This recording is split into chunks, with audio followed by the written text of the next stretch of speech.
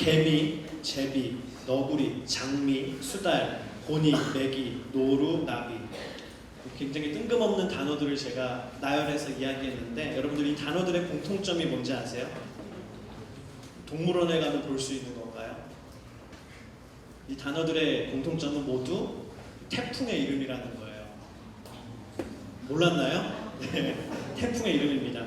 우리나라를 찾는 태풍의 이름을 우리나라에서 이름을 붙일 때 주로 동물이나 식물의 이름을 많이 붙이는 것 같습니다.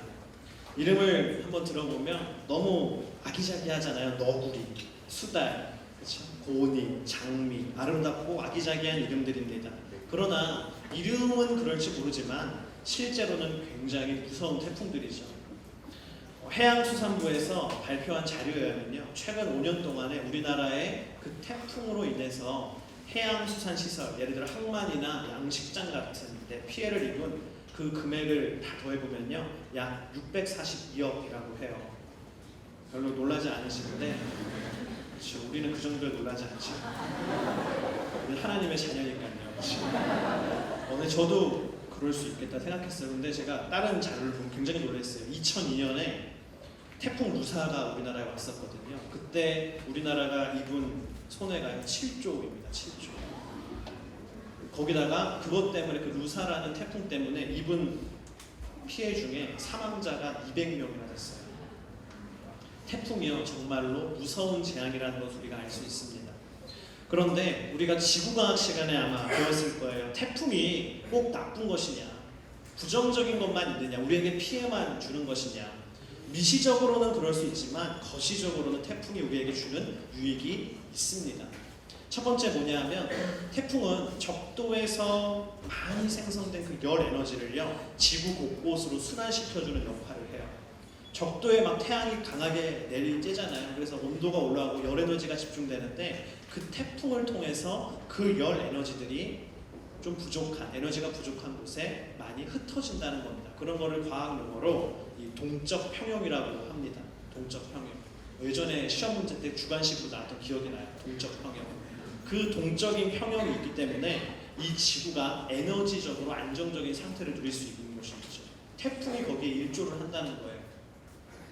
또 태풍이 일어날 때 바다의 해수면과 대기가요, 정화된다고 합니다. 그래서 막 적조 현상 이런 게 막 심각하게 일어날 때 태풍이 한번 지나가면 그게 해결될 때가 있어요. 그것처럼 태풍은 요즘같이 환경 오염이 심각한 때에 얼마나 중요한 역할을 하는지 모릅니다. 그렇습니다. 태풍이 분다고 해서 꼭 나쁜 것만은 아니죠. 크게 보면 태풍은 모든 것을 무질서로 몰고 가는 듯 하지만 오히려 큰 눈으로 보면 태풍을 통해서 에너지가 균형을 찾고 새로운 질서를 찾게 되고, 자연 환경, 해수면과 대기에 있는 오염물질들이 정화가 되면서 자연 환경이 온전한 질서 가운데 다시 새롭게 정립된다는 것을 알 수 있습니다. 하나님께서 태풍을 통해서 이 지구 가운데 새로운 질서를 만들어가고 계시다는 것을 알 수가 있습니다. 오늘 말씀 속에도요, 이 태풍을 만난 사람이 있습니다. 바로 사도 바울과 그 바울과 함께 배를 타고 있던 수많은 사람들이 오늘 태풍을 만나게 돼요. 광풍, 미친 듯이 거센 바람을 만나게 됩니다. 왜 하나님께서는 바울 일행에게 그 광풍을 주셨습니까? 왜 하나님께서는 그 광풍을 통하여서 그들을 고난을 겪게 하셨고 그것을 통해 무엇을 새롭게 정립하고자 하셨을까? 오늘 말씀을 통해 그 은혜를 나누기 원합니다. 우리 한번 따라하겠습니다. 바람이 불 때 하나님의 음성에 귀 기울여라. 바울이 로마 황제 앞에 재판을 받기 위해서, 아니 재판이 아니라 재판도 받지만 실제로는 복음을 전하기 위해서 이제 로마로 갑니다. 여러분, 바울의 신분이 뭐예요? 로마로 가는 바울의 신분이 뭡니까? 관광객인가요? 아웃리치 팀장입니까? 뭐죠? 죄수입니다. 죄수의 신분으로 로마로 갑니다. 그래서 황제 직속의 군대의 이송을 받아서 그들의 보호를 받으면서 그들의 감시하에 죄인이 돼서 이제 가고 있어요. 그 여정을 보면 가이사랴라는 곳에서 로마까지 가야 되는데 그 길이 그렇게 간단한 길이 아닙니다. 지금도 여러분 비행기를 타고 먼 곳에 갈 때 한 번에 가는 길도 있지만 막 경유해서 많이 가잖아요. 그것처럼 그때 당시에도 가이사랴에서 로마까지 갈 때 그냥 쉽게 가는 게 아니라 여러 번 배를 갈아타고 힘든 여정의 길을 가야만 했어요. 성경에 나온 바울의 이동 경로가 다음과 같습니다. 한번 지도를 볼까요? 맨 밑에 우리 따라합시다. 가이사랴. 저기 맨 밑에 이 배가 첫 번째 보이죠? 저기가 가이사랴입니다. 가이사랴에서 바울이 로마 군인들과 함께 배를 타고 이제 이동을 하는 거예요. 가이사랴 따라합시다. 시돈. 조금 위에 시돈으로 갔고 저렇게 꾸불꾸불한 길을 따라서 따라합시다. 무라라고 하는 큰 항구에 도착을 했어요. 근데 여기서 트랜스퍼 해야 되는 거예요.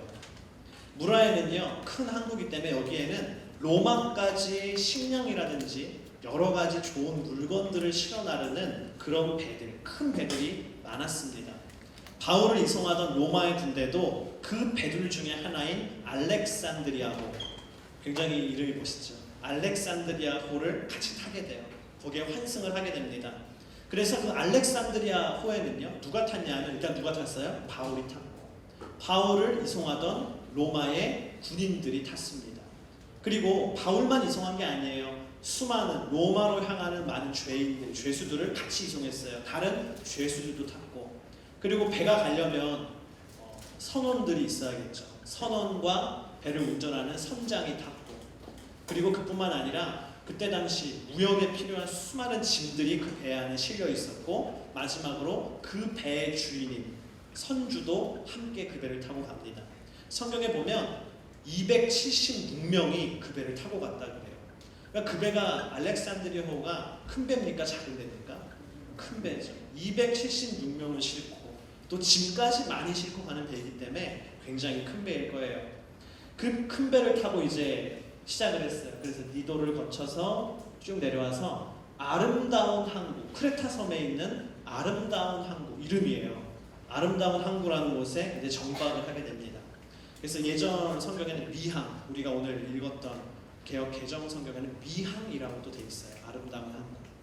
아마 이 항구가 굉장히 아름다웠던 것 같습니다. 그 항구에 정박을 하는데 거기서 아주 바울이 중요한 얘기를 이제 합니다. 27장 9절에서 10절에 있는 말씀을 함께 읽도록 하겠습니다. 시작. 많은 시간이 소모되고 금식하는 절기도 지났기 때문에 항해가 위험해졌습니다. 그래서 바울이 사람들에게 축복했습니다. 재난에 빠지고 배와 짐이 큰 손실을 입을 뿐 아니라 우리도 목숨도 위태로울 것입니다.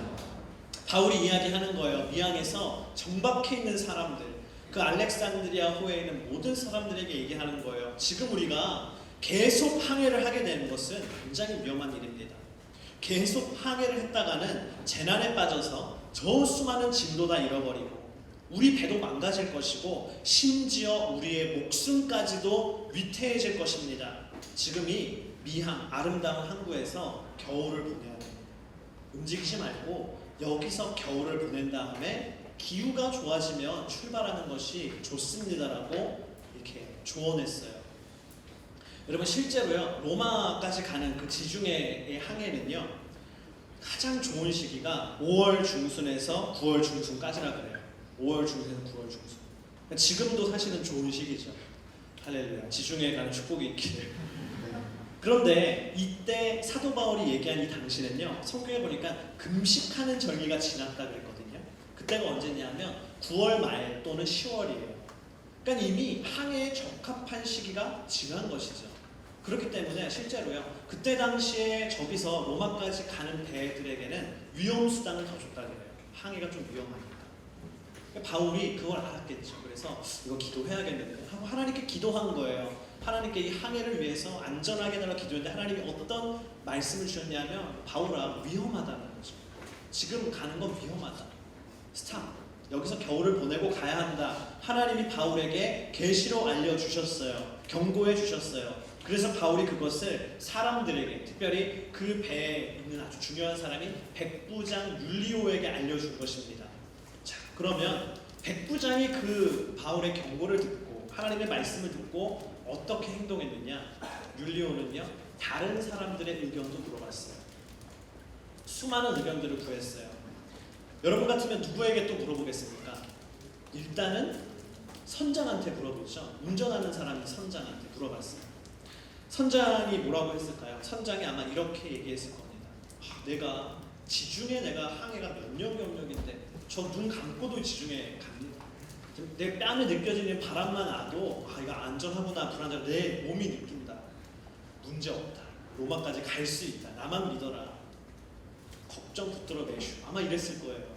선장은 무슨 얘기를 했냐 하면 자신의 지식, 내 선장으로서의 지식과 내가 항해하면서 얻었던 그 경험들을 바탕으로 괜찮다고 얘기했어요. 그리고 또 이 율리오가 다른 사람의 의견 한 명 더 구해요. 누구냐 하면 그 배의 책임자라고 해서 선주, 그 배의 주인에게 물어봅니다. 여러분 선주, 배의 주인은 뭐라고 했을까요? 뻔합니다. 배의 주인. 항해가 늦어지면 손해가 얼마나 큰데 하루 늦어질 때 우리는 다 돈입니다. 가야 됩니다. 혹시 불안해서 위험한 시기니까 불안해서 좀 그러면 여기 말고 여기 아름다운 항구는 너무 비싸요. 여기서 겨울을 지낸다는 건 너무 불편하고 비싸고 조금 옆에 섬 옆에 가면 베닉스라는 곳이 있는데 거기에는 단골집이 많습니다. 거기는 아주 숙박도 싸고 물가도 싸고 좋은 곳이니까 거기 가서 겨울을 지내는 것이 더 경제적이고 이익입니다. 분명히 이 선주는요 경제 논리를 앞세웠어요. 더 경제적인 선택을 하자는 거죠. 이성적으로. 자, 여러분이 이제 이 말을 다 들었어요. 율리오입니다. 다 들었어요. 어떤 선택을 했을까? 과연 바울의 말을 따랐을까? 아니면 선주와 선장의 말을 이렇게 따랐을까? 백부장은 이 선택을 했습니다. 우리 27장 11절 12절에 있는 말씀 함께 읽겠습니다. 시작. 그러나 백부장은 바울의 말보다는 선장과 선주의 말을 더 따랐습니다. 그 항구는 겨울을 나기에 적당하지 않았기 때문에 대다수의 사람들이 베닉스에 가서 겨울을 날 수 있기를 바라는 마음에 계속 항해하자고 했습니다. 베닉스는 크레타 섬에 있는 항구 도시로 남서쪽과 북서쪽을 향하고 있었습니다. 백부장 율리오는요 전문가의 의견을 따랐어요. 그래, 프로의 의견을 들어야지. 그리고 경험자의 조언을 따랐어요. 그래, 그 사람이 나보다 더 잘하니까 경험자. 그리고 다수의 의견을 따랐어요. 모든 사람이 베닉스로 가자고 하잖아. 그러면서 누구의 말을 듣지 않았어요? 바울의 말. 아니 바울을 통해 말씀하시는 하나님의 말씀은 그가 듣지 않았습니다. 그래서 결국은요 그 알렉산드리아 호가 아름다운 항구 미항에 머물지 않고 그 하나님의 음성을 무시하고 그 옆에 있는 베닉스로 가서 겨울을 지내기로 합니다. 어떤 일이 벌어지는가? 13절 14절 말씀 함께 읽겠습니다. 시작. 부드러운 남풍이 불기 시작하자 그들은 자기들이 바라던 대로 됐다고 생각했습니다. 그래서 그들은 닷을 올리고 크레타섬 해안을 따라 항해했습니다. 그런데 얼마 지나지 않아 그 섬으로부터 유라굴로라는 태풍이 불어 닥쳤습니다. 지도를 한번 볼까요? 제가 한번 설명을 해드리겠습니다. 이동해야죠. 이 항구, 아름다운 항구에서 이 알렉산드리아호가 이동하기 시작해요. 근데 어디까지 가요? 베닉스. 여기서 조금 움직여서 여기로 가면 되는 거예요. 근데 이때 배가 출항하자 어느 바람이 불었다고요? 남풍이 불었다. 여러분 남풍은 남쪽으로 부는 바람이에요? 남쪽에서 오는 바람이에요? 그쵸? 남쪽에서 오는 바람. 여기서 바람이 불면 배가 어디로 가죠? 섬 쪽으로 붙습니다. 그래서 이 미항에서 크레타로 가는 게 굉장히 자연스럽죠. 그래서 이 사람들이 남풍이 부니까 역시 경험과 지식이 맞았어. 다수결의 의견이 옳았으면서 닷을 올리고 그 물결을 타고 이렇게 쭉 평화롭게 가는데 갑자기 유라굴로라고 하는 태풍 같은 미친 듯이 부는 강한 강풍이 불기 시작했어요. 근데 유라굴로는 어떤 바람이냐면 남풍이 아니라 북동풍이에요. 북동쪽에서 불어오니까 섬에서 가까워져요, 멀어져요? 멀어지는 거예요. 그래서 잘 가는가 싶었는데 어디로 가나 하면서 지중해로 한없이 표류하기 시작하는 거예요. 배가 도무지 원하던 방향으로 가지 않고 원하지 않던 지중해 한가운데로 가니까 위험 가운데 처하게 되는 것입니다. 그 유라굴로 광풍이요 그냥 하루 이틀에 끝나지 않아요. 수일 동안 계속됩니다. 몇 주 동안 계속됩니다. 그래서 성경에 보니까 해를 보지 못했다. 별을 보지 못했다. 낮에도 해가 보이지 않을 만큼 폭풍이 심하게 몰아치는 거예요. 밤에도 별을 볼 수 없을 만큼 폭풍이 심하게 몰아쳐서 도저히 아무것도 하지 못하고 겨우 생명을 붙들고 있는 위기 가운데 생사를 다투게 됐습니다. 그런데 그 알렉산드리아가 전체가 생사를 다투는 가운데 놀라운 변화가 생겼어요. 뭔지 아십니까? 사람들이요 이제 바울의 말을 듣기 시작했어요. 전에는 막 무시했거든요. 근데 이제는 너무 귀 기울여서 듣는 것이에요. 21절부터 24절에 그 말씀이 나왔습니다. 우리 함께 읽겠습니다. 시작. 사람들이 오랫동안 아무것도 먹지 못하고 있는 가운데 바울이 일어나 그들 앞에 서서 말했습니다. 여러분, 크레타 섬에서 항해하지 말라는 내 충고를 들었더라면 이런 타격과 손실을 입지 않았을 것입니다. 그러나 이제 내가 여러분에게 당부합니다. 여러분 가운데 아무도 목숨 잃지 않고 배만 손상될 것이니 안심하시기 바랍니다. 어젯밤 내 하나님 곧 내가 섬기는 하나님의 천사가 내 곁에 서서 바울아 두려워 마라. 내가 마땅히 가이사 앞에 서야 한다. 그래서 하나님께서 너와 함께 항해하는 모든 사람들의 생명을 내게 맡겨주셨다라고 하셨습니다. 아멘. 잔뜩 겁에 질려있는 선원들, 로마 군인들, 다른 죄수들, 선장과 선주와 백부장까지도 이제는요 바울이 들려준 하나님의 말씀에 귀 기울이는 거예요. 바울의 말이 진짜 하나님의 음성이요. 저 말을 들어야겠다. 그러면서 바울이 뭐라 그래요? 걱정하지 말라. 하나님께서 말씀하시기에 배는 망가질 것이지만 여러분의 생명은 아무도 잃지 않을 것이다. 바울이 그 하나님의 말씀을 전해줬을 때 그 배에 탔던 폭풍 속에 있는 사람들이요 굉장한 위로와 격려를 받았어요. 다행이다. 그러면서 큰 힘을 얻게 됐습니다. 여러분, 어떻게 이런 변화가 있을 수 있을까요? 전에는 바울이 아무리 얘기해도 귀담아 듣지 않던 그 수많은 사람들이 어떻게 이제는 자신들의 지식을 내려놓고 자신들의 경험을 내려놓고 바울의 음성, 그 하나님의 음성 가운데 귀 기울일 수 있었을까요? 그것은 한 가지예요. 태풍이 불었기 때문입니다. 태풍이 불어와서 선장이 가지고 있던 그 인간의 얕은 지식, 그 미천한 경험을 날려버렸기 때문이에요. 태풍이 불어와서 선주가 가지고 있던 그 무모한 욕심들을 날려버렸기 때문입니다. 그런 것들이 다 날아가고 나서 거치고 나서야 비로소 하나님의 음성이 들리기 시작한 것이죠. 저는 하나님의 음성을 듣고자 해도요 하나님의 음성이 들리지 않은 거예요. 왜? 나의 경험과 지식과 내 욕심이 너무나 크기 때문에. 저는 군복무를 하던 시절에 GOP 철책에서 근무를 했는데요. 가끔씩 밤에 소대장님이랑 철책을 순찰할 때가 있어요. 그 철책 거기를 산을 오르락내리락 하면서 순찰을 하는 거예요.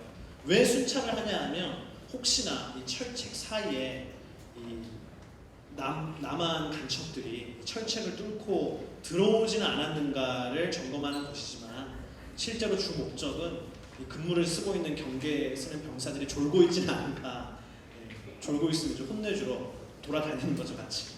근데 어려운 점이 한 가지 있었어요. 너무 재밌거든요. 근데 어려운 점 한 가지는 뭐냐면 손전등을 사용할 수가 없어요. 그 어두운 길을 가는데 손전등을 켤 수가 없는 거예요. 왜냐하면 손전등을 켜면 어때요? 내 위치가 노출돼요. 혹시 지나가다가 간첩들이 숨어 있을 때, 북한군이 숨어 있을 때 내 위치를 보면 안 되잖아요. 나는 죽는 거잖아요, 그렇죠? 큰일 나는 거예요. 그래서 규칙은 불빛을 쓸 수가 없게 돼 있어요. 어두우면 그냥 어두운 데로 가야 돼. 근데 얼마나 어두운지, 뭐 가로등이 있게 되고 뭐가 있게 되고 거기까지 철책까지 가는 길에 아무것도 없거든요. 너무 어두운 거예요. 어두운 길을 여러분 걸어갈 때 어떤지 아십니까? 그 바위가 있잖아요. 저기 멀리 바위가 있는데 어두운 길을 걸어가자면 그 바위가 바위로 안 보여요. 곰으로 보여요. 나한테 오고 있어 말이에요. 바위는 그대로 있는데 막 그 바위가 동물로 보이면서 나한테 막 다가오는 것처럼 이상하게 보여요. 막 곰이 나한테 와서 막 하이파이브 하자고 막 이럴 것 같고, 그럼 곰이 그 손의 힘이 얼마나 센지 아시죠? 곰이랑 하이파이브 하면 손 없어진대요. 곰이 막 나한테 다가오면 너무 무서워요. 내가 지금 그 다리 위를 건너고 있는데 다리가 다리로 안 보여요. 이게 다리인지 낭떠러진지 모르는 거예요. 어디가 어딘지 몰라서 헛디디면 떨어질 것 같고 너무 두려워 무서운 거예요. 손전등을 사용할 수 없어서 너무 순찰해 가는 게 저는 너무 싫었어요. 근데 어느 날은요 보름달이 뜬 거예요. 와, 보름달이 떴는데 세상에 저는 보름달이 그렇게 밝다는 걸 처음 알았어요. 아무것도 없었던 때와 다르게 보름달이 탁 뜨니까 다 보이는 거예요. 바위도 곰이 아니라 바위로 보이고 내가 건너고 있는 곳이 다리인지 낭떠러지인지 다 구분이 되고 심지어는 땅바닥에 뭐 동전이라도 하나 떨어져 있으면 주술 수 있도록 다 보이는 거예요, 진짜. 야, 진짜 달이 밝구나. 그때 제가 그런 생각을 했어요. 내가 이제까지 살아오면서 줄곧 그 달을 받고 달빛을 받으며 살았는데 언제 이렇게 달이 밝았지? 왜 내가 그 전에는 달빛이 이렇게 밝았다는 것을 왜 몰랐을까? 그런 의문이 생기더라고요. 제가 곰곰이 생각했어요. 왜 달이 이렇게 밝았는데 내가 그걸 모르고 살았을까? 이유는 한 가지더라고요. 저는 달빛보다 몇 배는 더 나에게 가까이 있고 몇 배는 더 화려하고 휘황찬란한 조명과 네온 사인이 빛나고 있는 도시 속에 살고 있었기 때문이에요. 그 불빛, 네온 사인이 너무나 나에게 눈부시고 나를 비춰주는 조명들이 너무나 많기 때문에 그 화려한 빛에 취해서 내가 달빛은 전혀 느끼지를 못하고 있었던 것입니다. 그런데 모든 불빛이 사라진 어둠 가운데 가니까 이제는 그 달빛이 얼마나 밝은지 그게 느껴지는 것이죠. 오늘날 내가 하나님의 음성을 듣지 못하고 있다면 여러분 그 이유가 무엇입니까? 그것은 내 안에 쓸데없는 불빛이 너무 많기 때문이에요. 내 안에 쓸데없는 화려한 불빛들이 너무나 많기 때문에 그것에 눈이 부셔서 하나님의 빛을 보지 못하는 것입니다. 내가 왜 하나님의 음성을 듣지 못합니까? 내 안에 너무나 쓸데없는 소리들이 가득하기 때문이에요. 그래서 하나님의 음성을 그 쓸데없는 소리에 내가 신경을 빼앗겨서 듣지 못하는 것입니다. 저는 그런 생각이 들더라고요. 제가 대학생이 되면서 신학을 공부하기 시작할 때 제 삶에 많은 변화가 일어나기 시작했어요. 그 중에 어떤 변화가 있었냐면 제가 목회를 할 것이고 신학을 그래서 공부하고 있다는 것을 알면요, 사람들이 저마다 한마디씩 해주는 거예요. 목회자가 비전이라며 이러면서 그래, 목회자는 말이야 기도를 해야 돼. 그래서 막 기도에 대해서 막 저한테 엄청나게 강조를 많이 하시는 거예요. 그렇구나. 기도를 내가 해야 되는. 그래, 기도를 하자. 기도만 하면 된다 그래서 기도를 열심히 해요. 그럼 좀 있다가 누군가 또 다른 사람이 신학 공부한다고. 목회자는 말씀이야. 말씀의 종이지, 말씀의 종. 말씀을 파야 돼, 말씀. 그래서 말씀만 막 읽으라는 거예요. 말씀 막 100번 읽고 막 이러라는 거예요. 그래서 말씀을 읽어야 되겠구나. 그래, 기도를 줄이고 말씀을 읽어야겠어. 말씀만 열심히 읽는 거예요.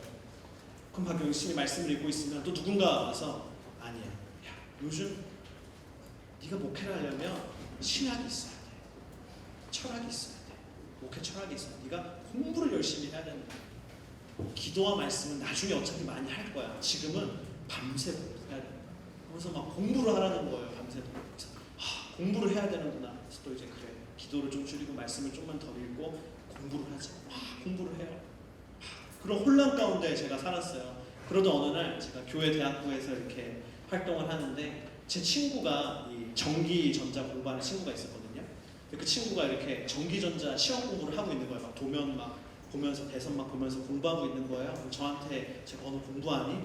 이런 거 하는구나. 그 친구가 저한테 대원아, 너 목회할 거잖아. 교회에 전기 시설이 얼마나 많니?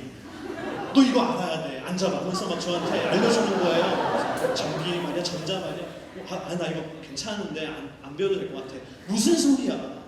봐봐, 다 전기잖아. 교회에 너 목회하려면 전기를 알아야 돼. 막 전기를 알려주는 거예요. 저한테 암페어 막 알려주는 거예요.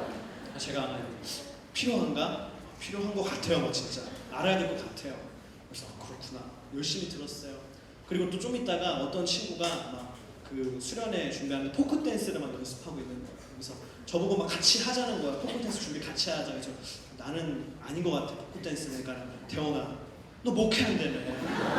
너 교회 수련회 가면 나 막 포크 댄스 한다. 너 알아야 돼. 너 목회하면 이거 알아야지 하면서 너 포크 댄스 쳐야 된다고 막 저한테 그러는 거예요. 제 마음이 너무 어려웠어요.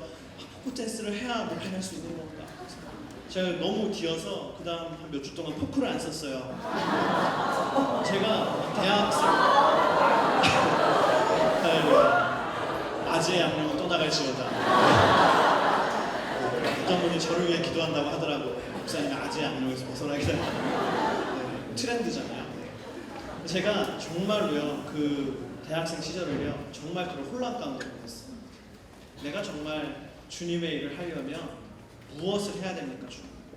사람들이 너무나 나에게 많은 것을 얘기하고 다른 것들을 얘기할 때 정말 무엇을 해야 할지 몰라서 방황했던 시절이 많습니다. 근데 제가요 그런 과정들을 거치면서 깨닫게 된 것이 있어요.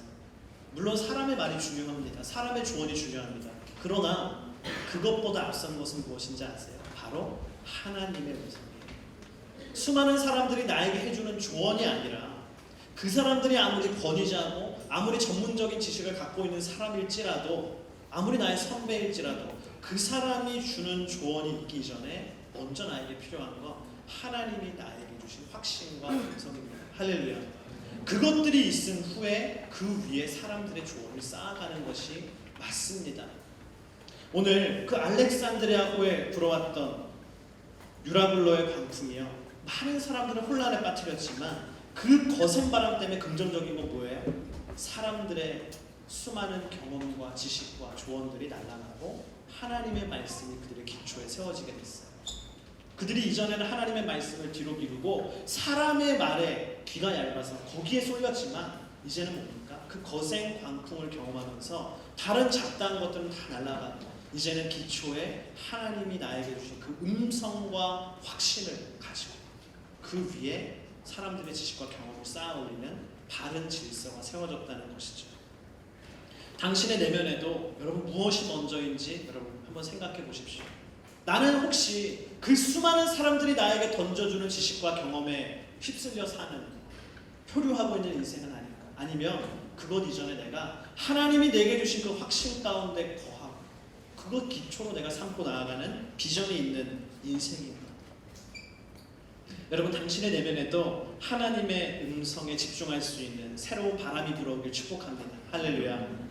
그러기 위해서는요 하나님의 음성에 집중할 수 있는 모든 일을 시도하십시오. 따라합시다. 하나님의 음성에 집중할 수 있는 모든 일을 시도하자.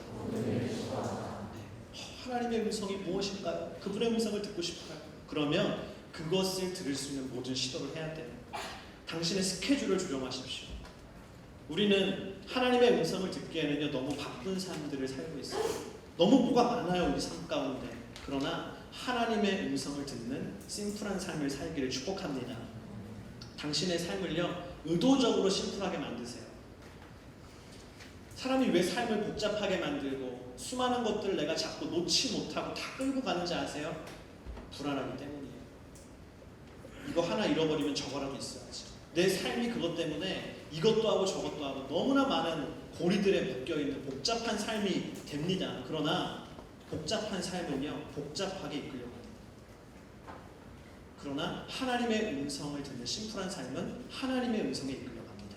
여러분 당신의 삶을 그렇게 조정하십시오. 따라합시다. 큐티하십시오.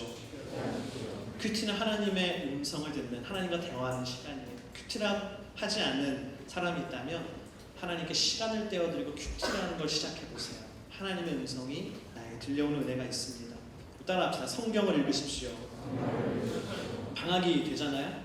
방학을 벌써 맞은 친구도 있죠. 방학 때 작정하고 성경 한번 읽어보세요. 이번 방학 때 내가 다른 거 해야지 그게 아니라 성경을 읽어보세요.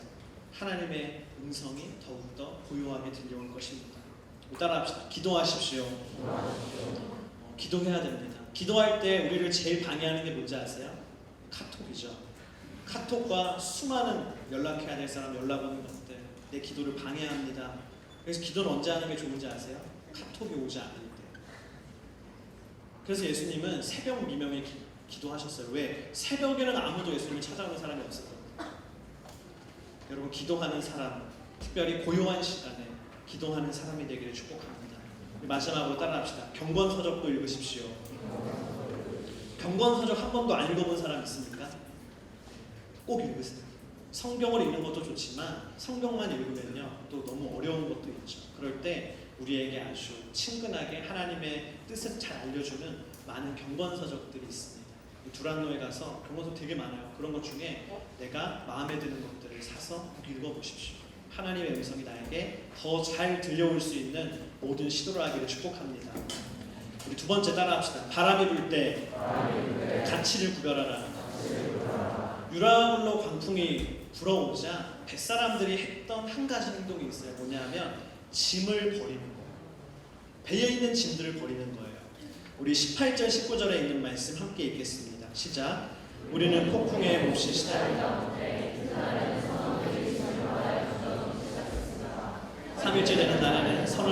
그들의 장비들을 자기들의 손으로 내던졌습니다. 38절도 함께 읽겠습니다. 그들은 배부르게 먹고 난 뒤 남은 식량을 바다에 던져 배를 가볍게 해두었습니다. 폭풍이 몰아칠 때요, 배가 가벼워야지 잘못되지 않거든요. 그래서 그 배 안에 있는 짐들을 버리기 시작했어요. 짐을 버렸고 수많은 그 무역을 위한 짐들을 버렸어요. 그리고 뭐 버렸어요? 항해를 위해서 필요한 항해 도구들을 버렸어요. 그 항해 도구들 거짓 버렸어요. 그 다음 마지막 뭐 버렸어요? 식량을 버렸어요. 여러분, 짐과 항해 도구와 식량의 공통점이 뭔지 압니까? 너무나 가치 있는 것들이라는 거예요. 생각해보세요. 그 짐들, 그게요, 로마까지 가기만 하면 가격이 몇 배로 뛰어요. 그게 무역 아닙니까? 와, 이거 가면은 돈이에요. 이거 가면은 선주가 엄청 부자 되는 거예요. 근데 그 귀하고 고귀한 짐인데 그 소중한 것을 버립니다. 또 두 번째 뭐 버렸어요? 항해 도구. 선원들에게 항해 도구가 생명이잖아요. 그거 없으면 항해 어떻게 합니까? 근데요, 그것조차, 그 소중한 항해 도구조차도 버렸어요. 그리고 마지막, 식량. 식량은요, 언제 끝날지 모르는 이 표류 가운데 생존과 직결되는 거예요. 지금 바다에 빠져 죽는 게 아니라 굶어 죽을 수도 있거든요. 근데 그 소중한 식량이지만 버렸어요. 왜? 유라굴로 광풍 앞에 섰을 때 그것들이, 그 짐들이, 항해 도구가, 식량들이 정말 가치 있는 것이 아니라는 걸 깨달았기 때문이에요. 전에는 그거 없으면 큰일 날 줄 알았는데 지금 생각해보니까 그 폭풍 앞에 그것은 내 1순위가 아니었던 것이죠. 정말 내 생명보다 귀한 그런 건 아니었던 것이죠. 그래서 버릴 수 있을 정도의 것이라는 걸 깨달았어요. 그래서 살려면 버리자 하고 과감하게 버린 것입니다. 마찬가지입니다, 여러분. 지금 내 삶의 배 가운데요, 지금은 내가 생각할 때 이거 안 되면 안 되지, 이거 없으면 큰일 나지 했던 수많은 것들이 있어요. 그거 없으면 주님 큰일 납니다. 이거 잘못되면 저 큰일 납니다. 그런 게 있어요. 그러나 우리가 유라굴로 광풍을 만났을 때 깨닫게 된다는 거예요. 아, 이게 그런 건 아니에요. 이게 정말로 내 인생에 그런 존재는 아니었구나. 그 진짜 가치를 꿰뚫게 된다는 것입니다. 제가 예전에요, 크리스천들과 이런 게임을 했었어요. 어떤 게임이냐면 바로 이 사도행전 27장 유라굴로 광풍을 만난 이야기를 게임으로 만든 게 있어요. 한번 여러분 순에서도 해보셔도 재밌을 거예요. 좋을 거예요. 이런 게임입니다. 이 게임을 하려면요, 먼저 이런 표를 그려야 돼요. 첫 번째 뭐라고 써 있어요? 가장 소중한 물건 베스트 3를 쓰는 거예요. 내 소중한 물건 베스트 위에서부터. 벌써 썼네요.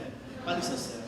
두 번째는 가장 소중한 꿈, 내가 하고 싶은 거, 인생 3가지를 쓰는 거고, 마지막 3번째는 내 인생의 가장 소중한 사람, 분, 소중한 존재 3명을 쓰는 거예요. 그래서 크리스찬들이 모여서 이 게임을 하는 겁니다. 자, 쓰세요 하고 막 쓰는 거예요. 그러면요, 주로 이렇게 쓰겠죠. 다시 보여주세요. 소중한 물건, 주로 이건요, 가격 순위로 씁니다. 사람들이. 내가 갖고 있는 중에 제일 비싼 게 뭐지? 그래, DSLR 카메라 비싸지, 1번. 그 다음, 그 노트북이 그 다음이야. 그리고 스마트폰 없으면 연락이 안 되잖아. 스마트폰 꼭 있어야 돼. 3개 써요. 꿈 써요. 나 뭐 하고 싶지? 그래, 세계 여행하자. 1순위. 그래, 스포츠카 타는 멋진 인생이 되고 싶어. 스포츠카. 그래, 내 어릴 적 꿈이 대통령이 있어. 대통령도 이렇게 쓰는 거죠. 그 다음에 이제 소중한 분을 쓰라 그러면 대부분의 크리스찬들은 이렇게 양심상 하나님이 내 인생에 소중해 같아 이러면서 써요. 이렇게. 네. 갑자기 그때 믿음이 생겨서 써요. 그 다음에 그래, 그래도 부모님 소중하시 내 인생. 부모님을 써요. 그리고 3번째로 주로 남자친구, 여자친구들을 많이 써요. 제가 이거 하면서 느꼈는데요, 이 동생이나 언니, 오빠를 쓰는 사람은 별로 없더라고요. 흔치 않아요. 3번째는 차라리 남을 쓰겠다 해가지고 남을 많이 써요. 이걸 쓰고 이제 시작하는 거예요. 그러면서 이제 진행자가 얘기해요. 자, 여러분 이제 우리가 탄 이 배가 알렉산드리아까지 출항합니다 하면서 출항하면서 노래를 해요. 거친 파도 날 향해 와도 주와 함께 날아오르리, 막 다 같이 찬양해요.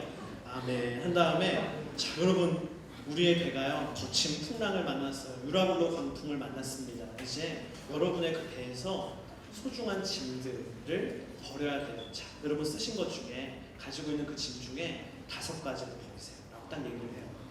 일단 5가지 버리고 보는 거예요. 사람들이 이제 고민해요. 뭐 버리지? 뭘 떨어뜨리지? 첫 번째로 소중한 꿈을 그냥 버려버려요. 결국은 꿈을 먼저 버려요. 아이 꿈이었잖아. 그래서 그래 일단은 대통령 내가 뉴스를 보니까 쉬운 게 아닌 것 같아. 대통령 일단 힘든 자리 같아. 스포츠카 아직 나 면허도 없어. 스포츠카 버려요. 세계 여행을 버리려다가 이거는 할만한데 아니 이거는 냅두자. 그래 소유를 버려야겠어. 그 다음에 이제 소유로 넘어가요. 소유를 그냥 싹 지워버려요. 스마트폰 그래 살아야지. 어차피 연락 올 때도 없어. 스마트폰 버리고 노트북 그래 게임 안 할 거야. 공부 안 했잖아. 게임 안 할 거야. 노트북 버리고 카메라 그래 찍을 줄도 모르는데 카메라 버리고 소유를 탁탁 버려요. 그 다음에 몇 개 더 버려야 돼요? 5개니까는 다 버렸나요? 네, 이제 1개 더 버려야 되는 거예요. 1개 더 버리자. 그러면은 이제 남자친구 그래 남자친구 사귀면 되지. 지금 물에 빠져 죽게 생겼는데 내가 남자친구를 버리겠어. 또 사귀면 되지. 결혼한 건 아니잖아. 하면서 버려요. 그리고 이제 사회자가 여러분 6가지를 버렸으니까 이제 또 우리 추랑을 또 계속 폭풍을 타고 갑시다. 또 찬양해요. 주 앞에 엎드려 경배합니다. 나의 모든 우상들 나의 보좌 모두 다 내려놓고 우상 버리자고 막 한 다음에 또 진행을 해요. 광풍. 여러분 광풍이 또다시 밀려왔어요. 우리가 이번에도 또 짐을 버려야 살 수 있습니다. 여러분 한 가지를 버리세요. 그러면 뭐 버려요? 그렇죠. 그래 세계 여행 해외 여행 하지 뭐 하고 세계 다 갈 필요는 없잖아. 그래서 세계 여행을 포기합니다. 그리고 또 이제 배가 가면서 찬양을 해요. 은혜로만 들어가네 은혜로만 선다네. 은혜에 대해 찬양한 다음에 또 사회자가 여러분 광풍이 밀려왔습니다. 이제 또 한 가지를 버려야 해요. 그러면요 이제는 심각해져요. 뭐만 남았어요? 하나님과 부모님이 남은 거예요. 그래서 자녀 이제 여기서 이제 신앙이 나오죠. 이렇게 이제 부모님을 어떻게 내가 버릴까? 굉장히 사람들이 암울해져요. 근데 사실은요 우리 자녀들이 이 게임을 할 때는 그래도 부모님이 이제 내려가요. 근데 정말 어려운 때가 뭔지 아십니까? 부모님이 해야 돼요. 부모님들은 여기 못 쓰는지 아세요? 이 자리에 자녀를 써요. 자녀. 부모님들은 못 버려요. 자녀. 그 하나님과 자녀 중에 아브라함 같이 선택해야 되는 거예요. 굉장히 갈등해요. 그러면서 어떤 분은 막 울어요. 내가 도무지 버릴 수가 없으니까 막 울어요. 내 우상인가 자녀 막 울어요. 그래서 결국은 이제 자녀를 내려놓고 부모님을 내려놓고 마지막에 남는 게 뭐예요? 하나님이 남죠. 내 인생. 그리고 하나님을 태운 배는 소망의 항구로 가는 거예요. 그리고 이 게임의 마지막이 뭐냐면 나눔이에요. 이 게임을 다 하고 나서 내가 언제 어떤 걸 버렸고 어떤 마음이었는지를 나누는 거예요. 근데 이걸 한번 나누면요 사람들의 공통된 고백이 뭔지 아십니까? 생각해보니까 이게 그냥 게임이 아니라 진짜라는 거예요. 내가 이 세상을 언젠가는 떠날 테고 내가 떠나면서 저것들을 다 가져갈 수 없을 텐데 언젠가는 정말 내가 내 배에서 버리고 내려놔야 될 것인데 내가 모르고 살았구나. 영원할 것처럼 영원히 가져갈 것처럼 내가 거기에 집착하고 이게 내 인생의 전부인 것처럼 영원히 함께할 것처럼 내가 살았구나. 어떤 사람은 저기에 학업을 넣기도 하고요. 학위를 넣기도 하고요. 자기 논문을 넣기도 하고요. 자기 학점을 넣기도 하고 자기 직장을 넣기도 하고 많은 것들을 넣습니다. 그러나 깨닫게 되죠.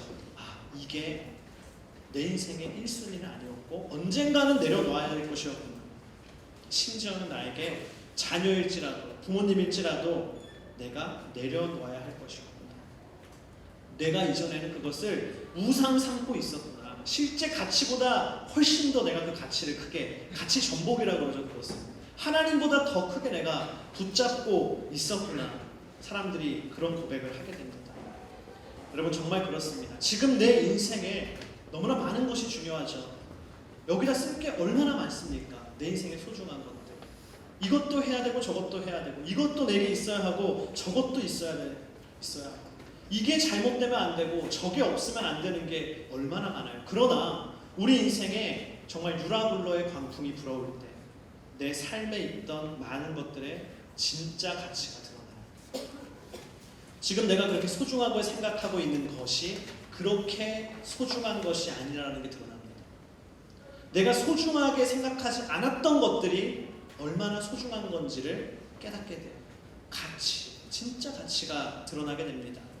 여러분, 알렉산드리아 호에 짐도 항해 도구도 식량도 다 버렸어요. 그러나 바울이 마지막까지 버리지 않은 것이 있어요. 뭔지 아세요? 하나님은 버리지 않았어요. 하나님을 향한 믿음만은 버리지 않았어요. 우리 25절에 있는 말씀 함께 읽겠습니다. 그러니 여러분 안심하십시오. 내가 하나님을 믿으니 내게 말씀하신 대로 이루어질 것입니다. 바울이 뭐라 그래요? 안심하십시오. 누굴 믿는다? 하나님을 내가 믿는다. 내 짐이 많기 때문에, 항해 도구가 있기 때문에, 식량이 넉넉하기 때문에 안심하라는 게 아니라 그거 다 버릴지라도 하나님이 내 인생에 있기 때문에 안심하시다. 내가 버리지 않아야 할 한 가지는 하나님이라는 것이죠. 그러나 우리가 실제로 인생을 살 때요, 반대로 살 때가 얼마나 많은지. 작은 풍랑만 내 인생에 몰아쳐도 내 인생의 배가 흔들리네. 뭘 버려요? 하나님을 내려놔요. 하나님 잠깐 저기 계시죠. 하나님을 내려놔요. 내가 너무 바빠지면 하나님부터 정리하는 사람이 많죠. 내가 너무 바빠. 예배를 정리해야겠어. 내가 바빠. 그래, 하나님과의 만남의 시간을 좀 줄여야겠어. 내가 너무 바빠. 그래, 순모임 안 해야겠어. 그러나 여러분, 아무리 내 인생 가운데 폭풍이 몰아치고 그럴지라도요, 하나님을 향한 믿음을 버리지 않기를 축복합니다. 차라리 내 소유를 버릴지언정, 내 식량을 버리고 꿈을 버리고 관계를 포기할지언정 하나님을 버려서는 안 됩니다. 폭풍이 올 때 당신의 인생의 비본질적인 것들을 정리해서 심플한 삶을 사는 축복이 있기를 원합니다. 할렐루야. 예수 그리스도를 붙잡으세요. 복음을 붙잡으세요. 항해하던 배가 여러분 고장나면 어디 가야 돼요? 정비소로 가야죠. 그렇죠? 배 엔진이 이상하구나. 정비소에 들어가서 배의 내부를 점검하고 고쳐야 됩니다. 그런데요, 우리는요, 때로는 그 배의 내부 엔진을 고치는 게 아니라 내 배가 이상한데 하면서 배의 갑판, 겉으로 보이는 그 갑판만을 꾸미고 있을 때가 많아요. 나의 내면은 하나님의 음성을 듣지 못할 정도로 지금 망가져 있는데 내 겉모습만 가꾸는 거죠. 나의 내면은 예수님을 쉽게 잊을 정도로, 예수님을 그냥 트렁크 속에 넣어버릴 정도로 심한 혼돈 가운데 있는데 보이지 않는 그 내면이 아니라 보여지는 내 삶만 업그레이드하는 사람이 많습니다. 여러분, 이번 여름에 당신은 내면에 집중하고 있습니까? 아니면 당신의 갑판, 외면에 집중하고 있습니까? 당신의 내면을 새롭게 하는 하나님의 바람이 불기를 축복합니다. 따라합시다. 하나님의 음성을 들을 수 있는 사람이 되자. 폭풍과 혼돈 가운데 있는 이 시대에서 목소리를 낼 수 있는 사람은, 진정한 리더는요, 전문 지식이나 경험이나 논리를 가지고 있는, 경제적 논리를 얘기하는 사람이 아니라 하나님의 음성을 듣고 전하는 사람인 줄 믿습니다. 여러분 가운데 있는 수많은 세상의 잡다한 음성에 먼저 끌리지 말고 하나님이 내게 주시는 음성에 기초 지으시고 그것을 따라가는 사람이 되기를 축복합니다. 두 번째 따라합시다. 본질적인 가치, 절대적인 가치, 예수 그리스도를 추구하자. 내 인생의 유한한 것들에 절대적인 가치를 부여하지 마십시오. 예수님보다 앞에 두지 마십시오. 나에게 어려움의 폭풍이 밀려올 때 예수 그리스도를 더 붙잡는 사람들이 되기를 축복합니다. 우리 함께 이 시간 기도하겠습니다. 다 같이 자리에서 일어나겠습니다.